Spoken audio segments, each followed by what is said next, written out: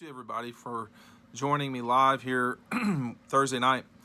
Started watching the Bears and the Packers, but had to break away to start this show. I did want to say that I hope everybody in coastal Georgia and everyone in the Carolinas who watches this, and some people in Florida, are okay. I know it really disrupts my family, my in-laws specifically, when hurricanes come through, and it's just a force of nature, literally, you cannot deal with. But we're going to move forward talking about Georgia and Murray State. I wanted to start off by listening to Kirby talk about Murray State and how they throw the ball around a lot. Now, one thing that's going to be noticeably different this week, I think, is how often Murray State tries to throw the football.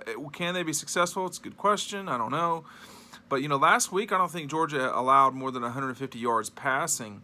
So it was really a rough day for Vanderbilt throwing the football. They threw a little bit right at the end on the number 2 or 3 Georgia unit, whichever it was for their defense. But, this was not the type of game that, Georgia was really tested through the air. Obviously, Vanderbilt has better players than Murray State, but with the style at which Murray plays, you're going to get a lot of passing in their offense. Let's listen to what Kirby had to say about the Racers and what Georgia's up to. Yeah, they're air raid tight. They spread you out, throw the ball around. Mitch got a history with Coach Hatcher. They throw the ball around, spread around to a lot of screens, intermediate passing game, get the ball out quick. They run the ball really well for what you think they would do. Everybody thinks they throw the ball every snap, but they've got large splits, which make it tough to play the gaps. They make you defend the entire field. They do a really good job defensively too. They really dominated last Saturday. So a lot of the plays will be, if you watched Kentucky late in the 90s, early 2000s, I guess, with Hal Mumme and those guys, you're going to be very familiar with what you see on Saturday. In addition, you got a lot of screens. My suspicion is probably a lot of draws. So not a ton of deep balls maybe, but the quick ball game to get the ball out.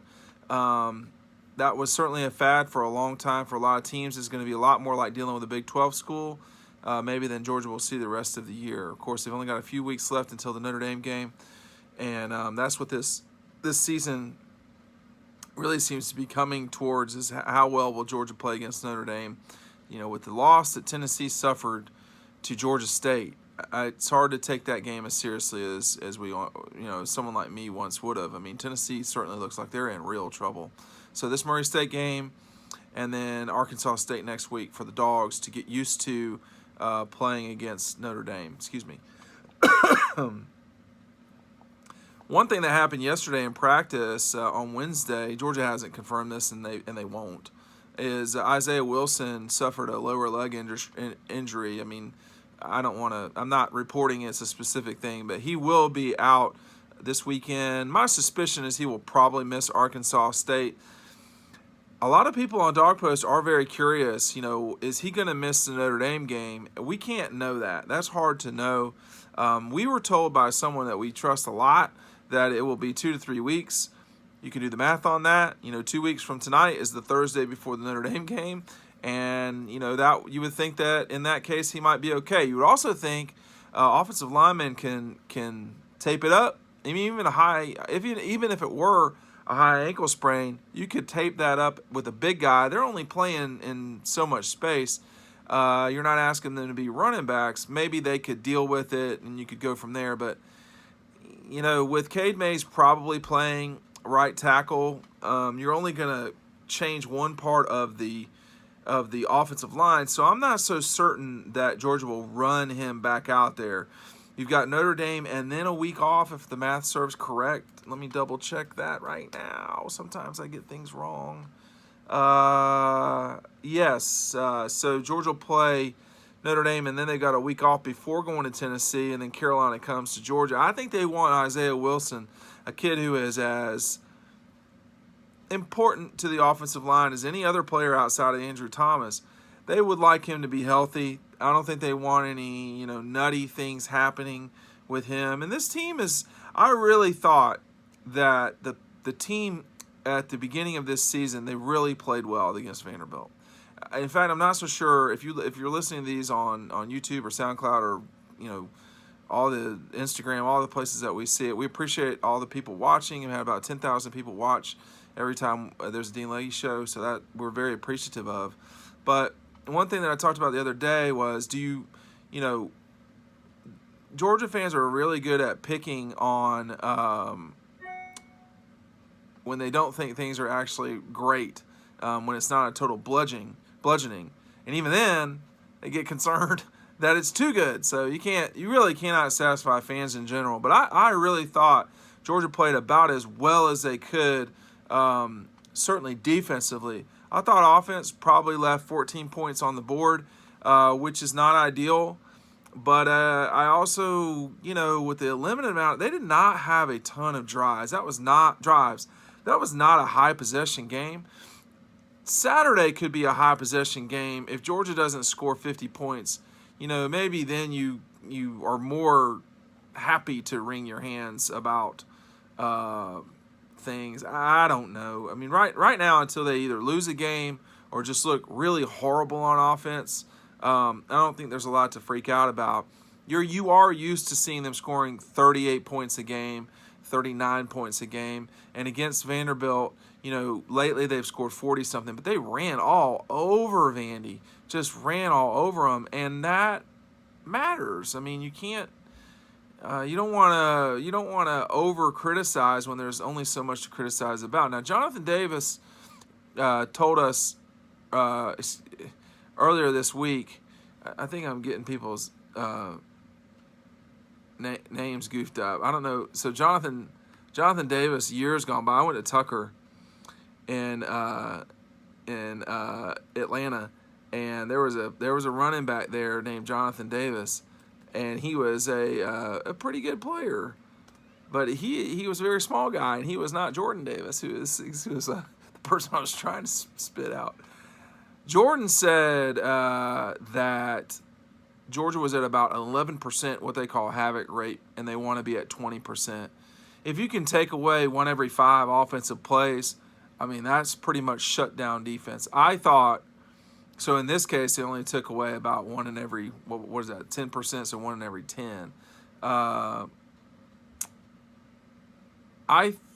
thought that they were really about as good as they could be on defense, but this was a matter of this is a matter of trying to hit a goal, and I think there are some offenses that they face, Tennessee, Florida, Georgia Tech, that they can hit that 20% rate on. I mean, if the Gators really play well, they can beat Georgia if Georgia doesn't play well. But with what I saw the other day, we're talking about two teams that are not quite in the same ballpark in terms of efficiency. Georgia doesn't need to play well to win by double digits. I think Florida does, and you saw that when they played. The Gators will get back to action here soon, and we'll see what happens with them when that happens. Another good week. I mean, you got LSU and Texas, a game that the Tigers are slightly favored on the road, a 4-point favorite on the road, and you've also got Texas A&M and Clemson, a game that I would love to watch, but we'll be at Georgia watching that game. Again, Clemson is in the upstate, but their fans in South Carolina are spread out throughout the state. Typically, most of them are Greenville and up, Columbia and up for sure, but there's plenty of Clemson people on the coast. I don't think that will really affect the attendance of the game, but excuse me, I'm still getting over a cold. But you could see that drop maybe attendance by maybe 2,000 people maybe at Clemson. I would expect it to be completely full though. It was relatively full for Georgia Tech. I think it was pretty well 82,000 people. Real quick, we're going to go straight into questions from Dog Post members. Okay, here's the first one. It is a good one from 2K12 Coyote, which is obviously 2012 Coyote. Who is going to take Mecole Hardman's spot jumping through the banner before home games? That is actually an interesting question. Obviously, I don't know the answer to it. I got one guy sticks out in my head. It might not be his personality to do it, but I think it will probably either be Tyler Simmons or possibly James Cook. I wouldn't be surprised with either of those guys. Guys like DeAndre Swift, they got to work the whole game. Guys like on the offensive line. Could you imagine if Jake Fromm busted through? That would be too funny. I think the crowd, though, wants who? Who do you think I'm going to say? They want Rodrigo. They want those goggles. They want the whole treatment. So I think in the grand scheme of things, what would crack me up the most is Rodrigo's giant, 4 eyes coming through there. Bro, listen, you got to get LASIK, okay? I got a good doctor. I wore glasses for a long time. It's not what you want. I mean, particularly playing sports. I don't know how you're doing that, playing sports. That was so hard for me sometimes. And you couldn't do it in basketball, obviously. I mean, you cannot play.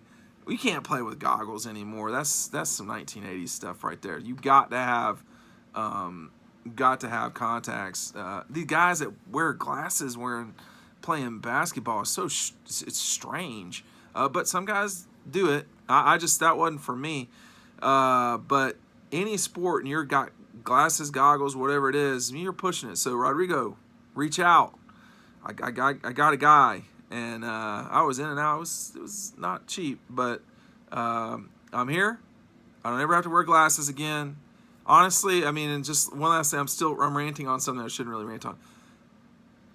You can always see what's going on. You don't need glasses. You can always, when you're in the weather, you don't get anything on your glasses, and you don't. It's one fewer thing to keep up with. There's my rant for LASIK. All right, second question. In 20 years, who will have a better program, Georgia Tech or Georgia State? And that is coming from Dirt Eater Dog, a longtime member over at Dog Post. If you're not a member of Dog Post, DAWGPOST.com, dogpost.com. Thanks to everybody for going over there all the time. I mean, I think it's still Georgia Tech, but, Georgia Tech's starting over, and, Tennessee's starting over. I mean, Georgia State is a commuter camp. There's a lot of disadvantages that State has. But when you look at what they did with their basketball program, which is not the same at all as football, they did a solid job. I think Ron Hunter was there forever. They did a solid job of getting in the tournament, getting that exposure, and taking it from there. If you're Georgia State, everyone's model is UCF, and the one thing that Georgia State's got, just like UCF, is what they have: widgets. There are kids in Atlanta, plenty of kids. So, with that said, that gives you the capability of having a base to try and recruit. But now they're across the street from Georgia Tech. Someone may know the answer to this already, but I'll be curious to see who plays Georgia State first between Tech and Georgia. I don't see why there's any harm in playing them. I don't think you want to get into a rotation with Georgia State necessarily. If Georgia last played Georgia Southern in 2015. In theory, they should be playing them now this year, but they're not. And I don't think Southern's on the rotation anytime soon, so that probably doesn't bode well for Georgia State. The question Dirt Eater's asking, though, is he's poking fun, but it is kind of a concerning situation for Tech. If you're Tech and you keep this up, $9 million budget shortfall, not competitive in basketball or football, you're going to turn around and have some issues. You've got an older, aging fan base. Georgia Tech has assets, for sure, but they have serious liabilities, and the future is not necessarily bright for Tech. I wouldn't say it's overwhelmingly bright for Georgia State, but that's something that I would be concerned about if I were Tech. The long-term trajectory of the program at Georgia Tech, the athletic program at Georgia Tech, is not ideal. And the money from the ACC network will help a little bit, but it won't help so much. It will help distance themselves from the likes of Georgia State and Georgia Southern, but they need to focus on becoming competitive in the ACC again. I mean, Paul Johnson, when you look back on it, Paul Johnson did a pretty good job at Georgia Tech, and think about that. So if you're Tech, what do? They've signed, which I think was very smart, signing that deal to play at Mercedes-Benz. I think Georgia State should try to figure out how to open the season with Georgia at the Dome. I know that the Chick-fil-A people won't really want that, but if you're Georgia State, and you say to Georgia, hey, look, in 2030, can we play? Would you be interested in playing a Thursday night game to open the season at the Dome? And Georgia may go for that, but it's just that's one thing. I don't ever really see State catching Tech in the short term. But in my lifetime, could it happen? Yes, it is possible. It could happen. It's just really unlikely. I mean, State would have to go I think they're in Sunbelt. They'd have to go from Sunbelt to AAC with like Cincinnati and those guys, dominate there for about 10 years, and then take it from there elsewhere. I mean, it's just not. It's going to be hard to imagine. Now, right this second, UCF has a better football program than Florida State, which is stunning and should never happen. But Florida State's so dysfunctional.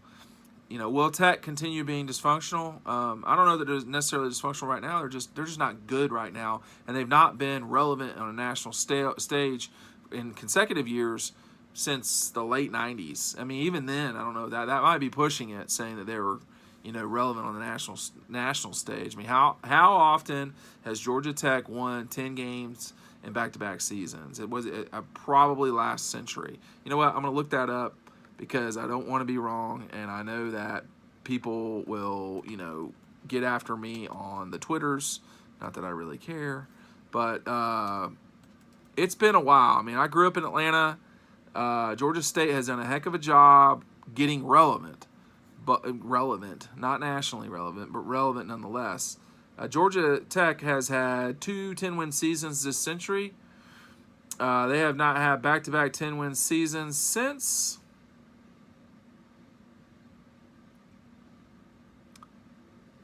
1951 and 1952. Very quick math there. I use a slide ruler and an abacus. So, not ideal. Dean Legge Show, thanks for watching. Get ready for the Dog Post pregame show that will come out Saturday morning on Dog Post. Thanks for watching. Welcome to another